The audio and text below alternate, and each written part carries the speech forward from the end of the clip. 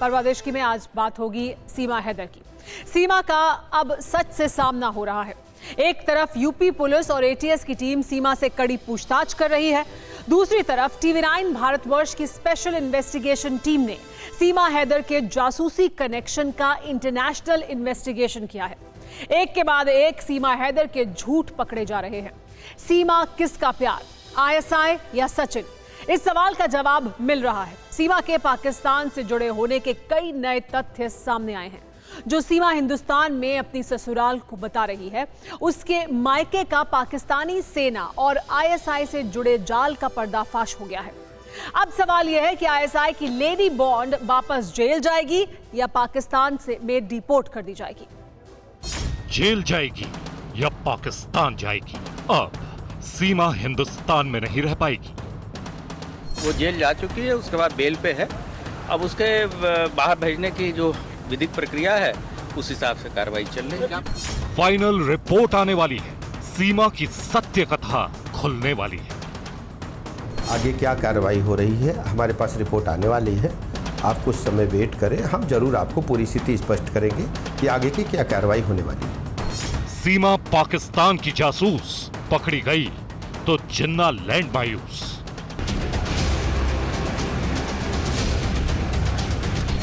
सवाल हुए, सबूत मिले, सत्य सामने आया तो सीमा को सदमा लग गया।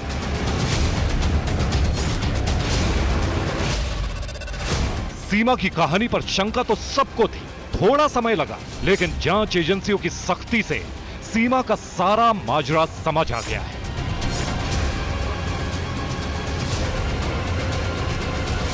सीमा प्रेमिका नहीं, पाकिस्तानी जासूस है। और अब हिंदुस्तान में सीमा का समय पूरा हो गया है। सीमा के मामले पर एडीजी लॉ एंड ऑर्डर ने पहली बार बयान दिया और साफ साफ कह दिया, कानून अपना काम कर रहा है। सीमा को पाकिस्तान भेजने की प्रक्रिया चल रही है।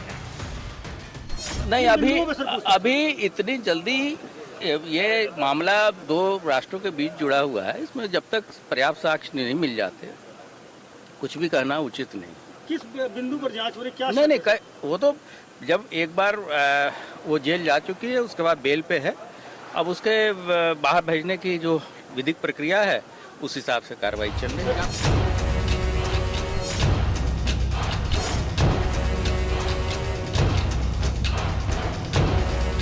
यूपी के ADG law and order Prashant Kumar के बयान से एक बात बिल्कुल साफ हो गई।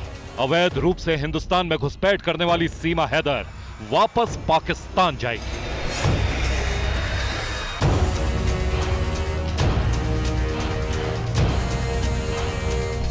यूपी के डिप्टी सीएम ब्रजेश पाठक ने भी टीवी9 भारतवर्ष से हुई बातचीत में सख्ती का संकेत दे दिया।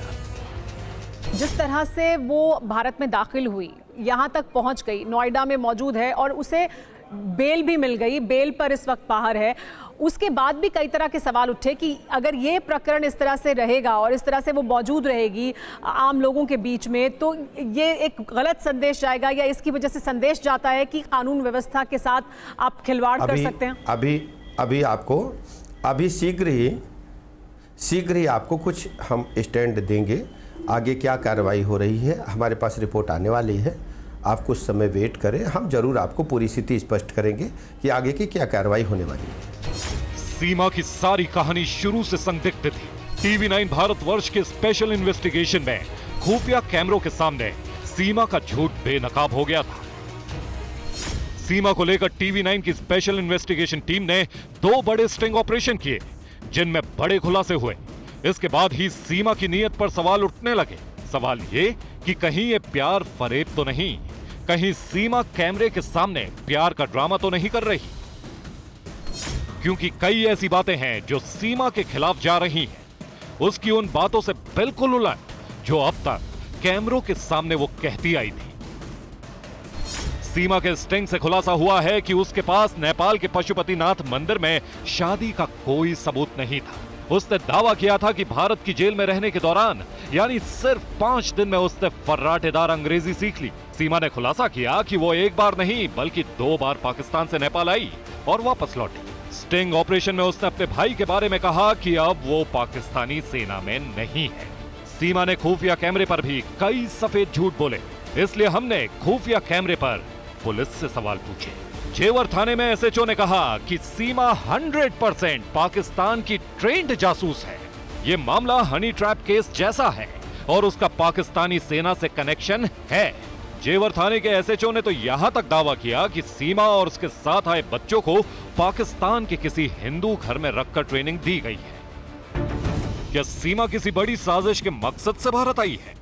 टीवी 9 भारतवर्ष ने इन सवालों का जवाब तलाशने के लिए भारत, पाकिस्तान और नेपाल, इन तीनों देशों में मीडिया के जरिए हुई अब तक की सबसे बड़ी स्वतंत्र पड़ताल की।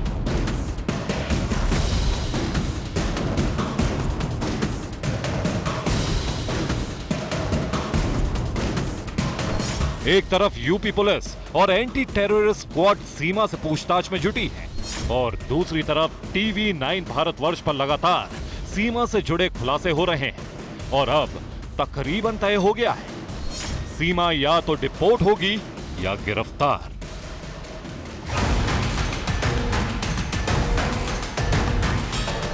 सीमा को पाकिस्तान भेजने की तैयारी हो रही है। सीमा हैदर को पाकिस्तान डिपोर्ट किया जाएगा, लेकिन उसे गिरफ्तार भी किया जा सकता है क्योंकि सीमा के कई डिलीट चैट रिकवर किए जा चुके हैं। उनमें कुछ हैरान करने वाले कोड वर्ड मिले हैं, ऐसे कोड वर्ड जिनका इस्तेमाल आईएसआई के एजेंट किया करते हैं।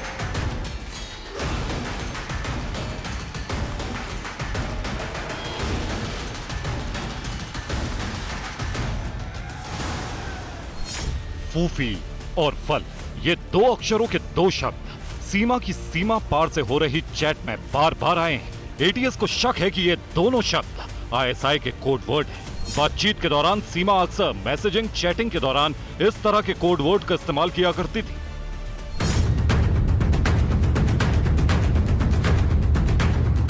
पाकिस्तान की खुफिया एजेंसी आईएसआई और आतंकी जिस कोड वर्ड में बात करते हैं, वैसे कोड वर्ड सीमा की डिलीट की गई चैट में मिलना सनसनीखेज है। अब सीमा पार साजिश के कोड वर्ड फूफी और फल डिकोड हो गए हैं। फूफी कोड वर्ड जो आईएसआई के लिए काम करता है, यानी आईएसआई तक जानकारी पहुंचाने वाला शख्स।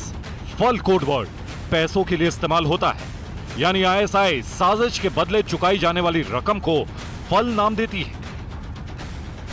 इस नए खुलासे ने सीमा पर शक करने की एक और वजह दे दी है। सीमा के खिलाफ सबूत मिलते जा रहे हैं, सबूत जो साबित करते हैं कि सीमा प्यार मोहब्बत के बहाने भारत में अंडरकवर एजेंट के तौर पर काम करने आई है। इसलिए सीमा से यूपी एटीएस ने कड़ाई से पूछताछ की है। सीमा से एटीएस ने पूछा कि क्या बातचीत के लिए कभी कोई वर्ड का इस्तेमाल किया? फोन पर मैसेजिंग, चैटिंग में सावधानी के लिए कहा गया था। कभी फूफी और फल कोड वर्ड का इस्तेमाल किया? शुद्ध हिंदी बोलना किसने सिखाया? हिंदू रीति रिवाजों के बारे में कैसे पता चला? नोएडा तक पहुंचने में किन लोगों ने मदद की? भारत में एंट्री से पहले नेपाल के जिस होटल में सीमा और सचिन ठहरे थे, उस होटल तक टीवी 9 भारतवर्ष पहुंच गया है।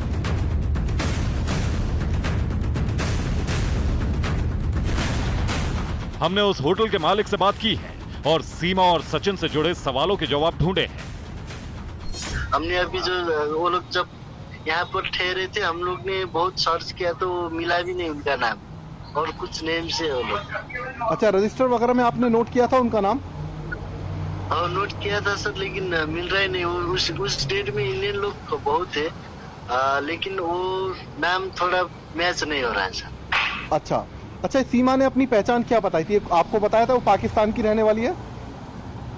उन्होंने नहीं बताया सर। उन्होंने सीमा तो सचिन सीमा आने से भी पहले दिन आया था, तो उन्होंने कल मेरी बीवी आने वाली है करके उन्होंने रूम बुक करवाया, तो सीमा दूसरे ही दिन आई थी। तो सीमा आई तो उनकी बीवी है, तो फिर हम लोग ने उनकी बीवी है तो हम लोग ने ये किया भी नहीं सर। अच्छा, ये दोनों ने शादी कहाँ पर की थी? शादी तो वो लोग ने रूम में की होंगी सर, लेकिन मंदिर में तो वो सिंदूर जो डाला वीडियो है वो रूम का ही है सर। आप ही के होटल के रूम का है? हाँ सर। सीमा पर नेपाल में टीवी 9 भारतवर्ष की पड़ताल में पता चला कि सीमा के आने से एक दिन पहले नेपाल जाकर सचिन ने कमरा बुक किया था। सीमा दूसरे दिन आई और सचिन के साथ 7 दिन रही। सचिन और सीमा काठमांडू में न्यू विनायक होटल के कमरा नंबर 204 में रहे थे।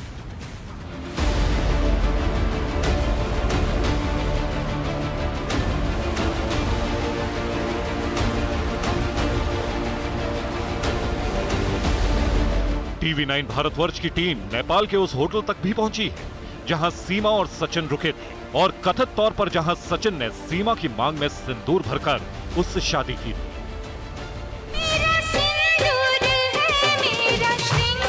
अब जो सेंटीमेंट है वो चेंज हो गया है। लोग बाग ये सोच रहे हैं कि हो सकता है कि वो पाकिस्तान की स्पाई हो, भारत की दुश्मन हो और उसको भारत में प्लांट किया गया हो। देखो, हमारे तो मन में शुरू से ही शंका थी। जब पता चला भाई जो व्यक्ति इनलीगल तरीके से आई, एक आम महिला के पास 5 फोन कैसे आ सकते हैं?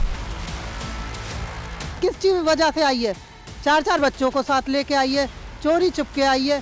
प्यार करती थी तो सामने आती ना।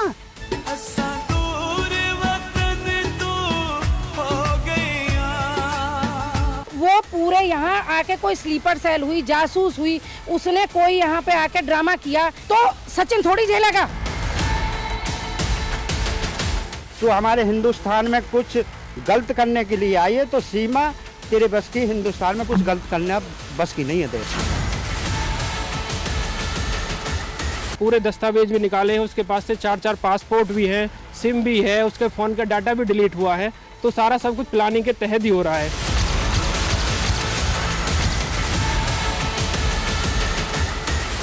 सचिन से जो 7 महीने चैट करी वो सिम डिलीट क्यों करे? ये सब चीज डिलीट करे तो जासूस, इसीलिए तो हमें भी शक हो रहा है ना। जिंदा तो पाकिस्तान नहीं जाऊंगी।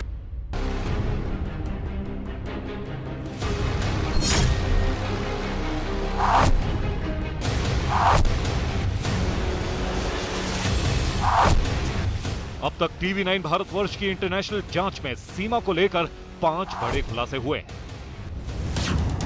पहला खुलासा, सीमा ने पाकिस्तानी सेना के अफसरों को फ्रेंड रिक्वेस्ट भेजी थी। दूसरा खुलासा, सीमा पहली बार नेपाल अकेली आई, दोबारा पाकिस्तान जाकर बच्चों को लेकर आई। तीसरा खुलासा, सीमा सचिन से शादी का दावा करती है लेकिन उसके पास कोई सबूत नहीं है। चौथा खुलासा, फौजी भाई पर सीमा का झूठ पकड़ा गया है। पांचवा खुलासा, सीमा के चाचा पाकिस्तान की आर्मी में बड़े अफसर हैं, उसने अब तक ये बात छिपाई थी।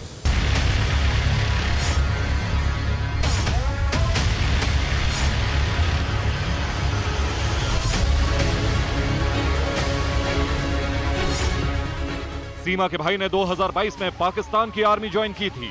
सीमा ने टीवी 9 भारतवर्ष के स्टिंग ऑपरेशन में कहा था कि उसके भाई ने पाकिस्तानी आर्मी की नौकरी छोड़ दी है और सीमा के पास उसके भाई का सिर्फ बिना सिर वाली तस्वीर है। लेकिन जब टीवी 9 भारतवर्ष के रिपोर्टर ने सीमा को उसके भाई की तस्वीर मोबाइल पर दिखाकर उसके बारे में सवाल पूछा तो हमेशा कॉन्फिडेंस से बात करने वाली सीमा का कॉन्फिडेंस हिल गया। जो फोटो आपने अपलोड किया इंस्टाग्राम पे, ये कौन है आपको? ये मेरे भैया हैं। क्या नाम है इनका? आसिफ। तो ये कब किया था आपने अपलोड? ये इन्होंने, ये मुझे याद नहीं डेट फिक्स यार सर। अच्छा जी सर। तो ये आर्मी में है? आर्मी में अभी हुए थे, अभी ऑफिसर नहीं है, आप देख सकते फोटो में। अच्छा। नए नए सर। जी सर। मतलब ये आर्मी में है, ज्वाइन किया है ना, पाकिस्तान आर्मी में ज्वाइन किया है? बिल्कुल सर। है ना? जी सर। तो ये आपने पहले बताया था कि ये हमारे भाई हैं लेकिन आर्मी में नहीं है, ऐसा कुछ करके? सर जो भी मैंने सच बताया था वो मैंने पुलिस को बता दिया था। मीडिया को मुझे बताना जरूरी नहीं है। पाकिस्तानी कह रहे हैं इंडिया की जासूस है, इंडिया कह रहे हैं पाकिस्तानी जासूस है। जो भी हूँ पुलिस पता लगा लेगी और सच सामने आ जाएगा। और प्लीज मुझे इतना ज्यादा टॉर्चर मत करो। ये है सीमा का भाई आसिफ। आसिफ पाकिस्तानी फौज में है और कराची में तैनात है। इस बीच सीमा के पहले पति गुलाम हैदर ने यह भी खुलासा किया है कि सीमा का एक सगा चाचा पाकिस्तानी सेना में बड़ा ऑफिसर है और वो इस्लामाबाद में रहता है। सीमा के इस चाचा का नाम गुलाम अकबर है।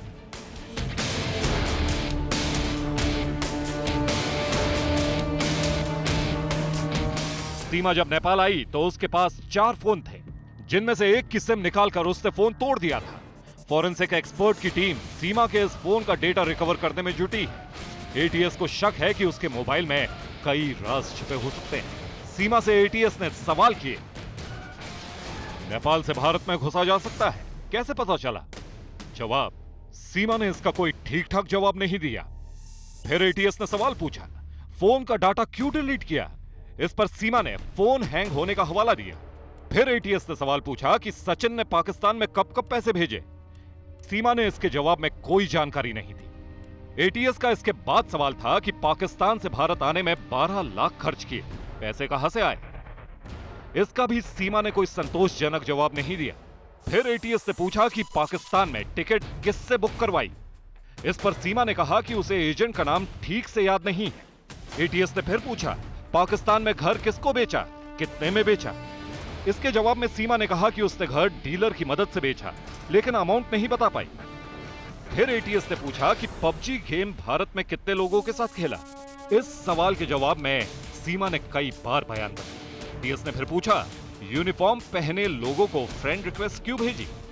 सीमा ने इस सवाल के जवाब में कोई जानकारी नहीं दी।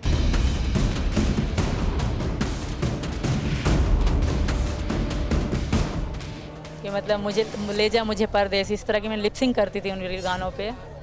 मीडिया के कैमरों के सामने बड़ी बड़ी बातें करने वाली सीमा का जब सच से सामना हुआ तो वो या तो गोलमोल जवाब देने लगी या खामोश हो गई। सीमा के जवाब से जाहिर है उसने अब तक जो कुछ कहा उसमें सच कम था, झूठ ज्यादा। लेकिन सीमा पर कसते शिकंजे के साथ पाकिस्तान में बेचैनी बढ़ गई है। अब इन सारे सवालों का पता लगाया जा रहा है। Bureau report, TV9 Bharatvarsh.